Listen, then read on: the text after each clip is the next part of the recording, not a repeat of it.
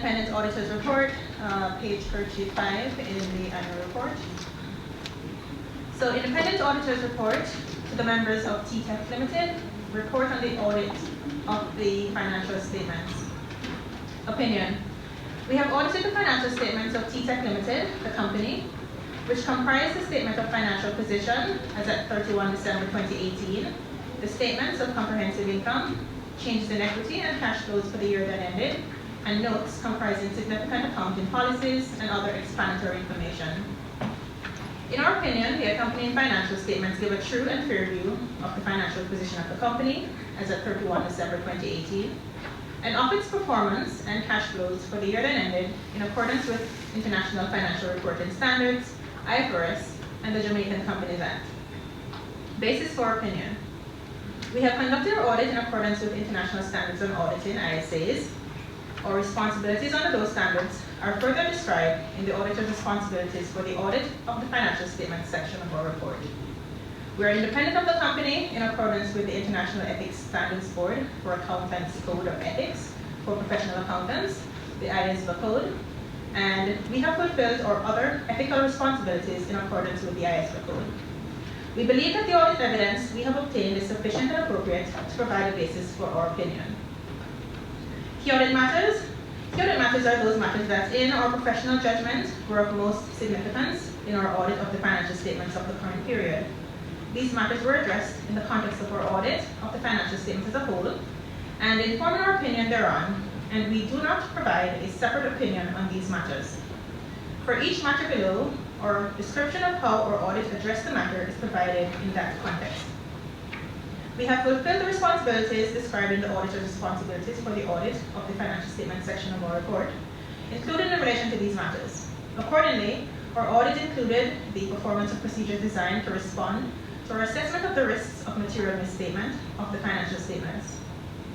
The results of our audit procedures, including the procedures performed to address the matters below, provide the basis for our audit opinion on the accompanying financial statements. Page 36. So key audit matter, allowance for expected credit losses. As described in Note 2D1, in accordance with the IFRS 9 financial instruments, the company applies the simplified approach to computing expected credit losses, ECLs, on trade receivables and the general approach for debt instruments. The measurement of ECLs requires management to consider its historical credit loss experience and current business conditions, adjusted for forward-looking factors such as economic indicators, which may impact a debtor's ability to pay. Where the general approach is applied, judgment is used in determining whether there has been a significant increase in credit risk and estimating the probability of default and loss given default. The ECLs being recorded are therefore considered to be highly subjective. How our audit addressed the key audit matter? So our procedures, amongst others, included the following. We evaluated the techniques and methodologies developed by the company in order to estimate the ECLs and assess their compliance with the requirements of IFRS 9. We assessed the reasonableness of the methodologies and assumptions applied by validating the completeness of the inputs used to derive the loss rates, which are integral to the provision matrix used in determining the ECLs for trade receivables. For financial assets classified as debt instruments and cash equivalents, we corroborated management assumptions with data from external sources, particularly with respect to the determination of whether there has been a significant increase in credit risk, probabilities of default, and loss given default rates. We also assessed the adequacy of disclosures in the financial statements. So on to page 37, key audit matter, revenue recognition under IFRS 15, revenue from contracts with customers. The company adopted IFRS 15, revenue from contracts with customers, using the modified retrospective transitional method of adoption. Note 2D2, use of estimates and judgments, under the section revenue recognition under IFRS 15, details management's judgments when applying the 5-step approach outlined by the standard to contracts with their customers as follows. 1. Identify the contracts with a customer. 2. Identify the performance obligations in the contract. 3. Determine the transaction price. 4. Allocate the transaction price to the performance obligations in the contract. 5. Recognize revenue when or as the entity satisfies a performance obligation. The standard also requires management to identify the performance obligations in a bundled sale of equipment and installation services and determine the timing of satisfaction of the performance obligations. It also requires management to determine whether it acts as a principal or agent in executing the contracts, and if there are significant financing components included in the promised payment amounts. How our audit addressed the key audit matter? We have obtained and reviewed management assessment and understood the underlying assumptions used to support the calculations for IFRS 15 and the impact on open and retained earnings. We also evaluated the appropriateness of the company's revenue recognition policy in comparison to the requirements of the standard. We reviewed management's computations and independently reviewed a sample of contracts and evaluated them in accordance with the 5-step approach as follows. 1, we obtained and reviewed established signed contracts to validate that legitimate contracts exist with customers. 2, we identified the relevant performance obligations as stipulated by the contracts. 3, we verified the transaction prices that are explicitly stated in the contract associated with the relevant performance obligation. 4, we obtained and reviewed invoices on a sample basis, along with supporting reports confirming evidence of work carried out and performance obligations met. Additionally, where bundled services were offered, we assessed whether the transaction price should be allocated to each performance obligation. 5, based on the above, we verified that revenue was properly recognized in the correct period. We also assessed management's assertion that the company acts as a principal for the equipment sold as they exercise control over the related assets, including warranties and software licenses purchased from third parties and resold to the customers. Page 38. Short-term advances received from customers were tested to determine whether any significant financing components were identified. These advances were generally settled within 1 year. We also reviewed the disclosures for appropriateness in accordance with IFRS 15. Other information included in the annual report. Management is responsible for the other information. The other information comprises of the information included in the annual report for the year ended 31 December 2018, but does not include the financial statements and our auditor's report thereon.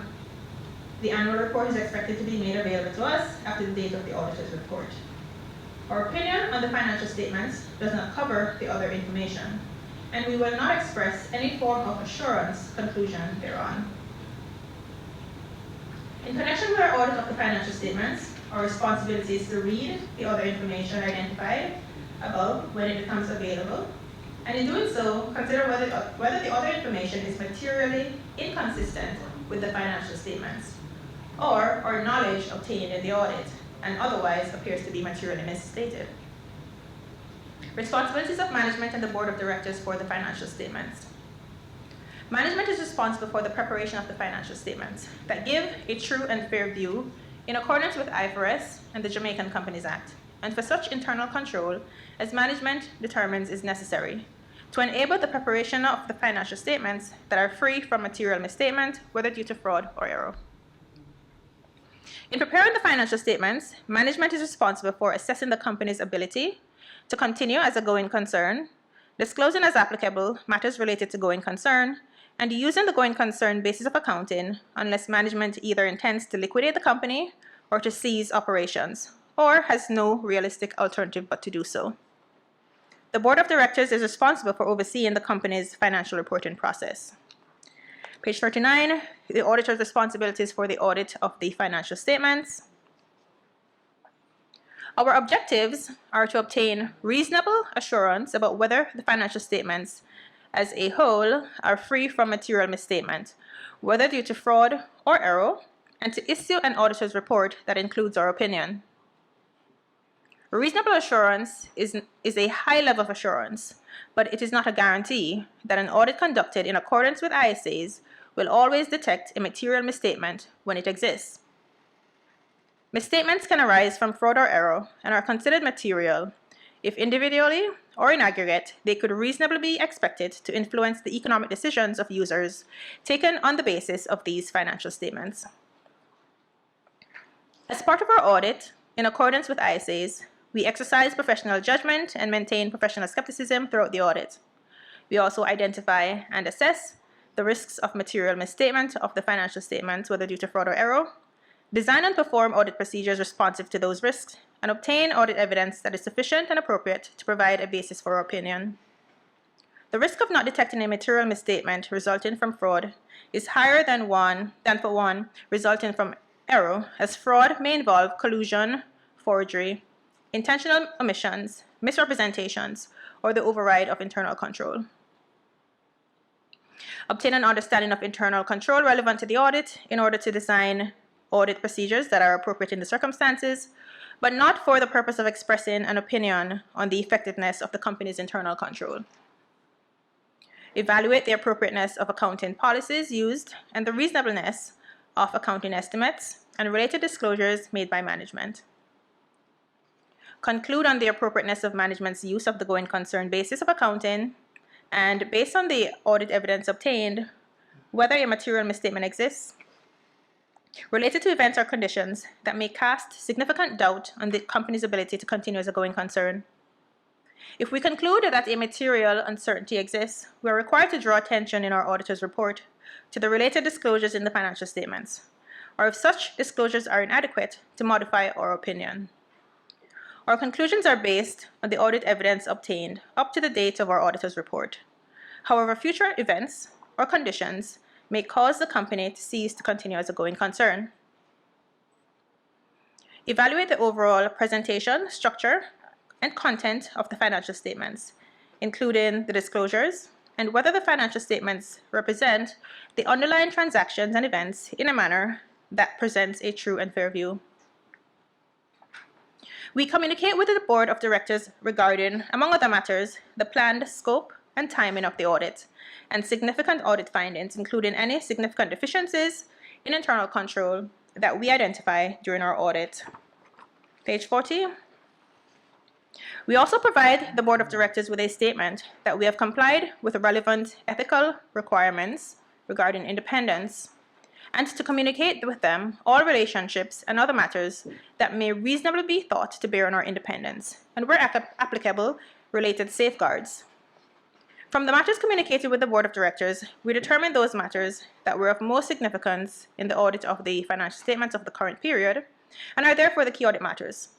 We describe these matters in our auditor's report unless law or regulation precludes public disclosure about the matter, or when, in extremely rare circumstances, we determine that a matter should not be communicated in our report because the adverse consequences of doing so would reasonably be expected to outweigh the public interest benefits of such communication.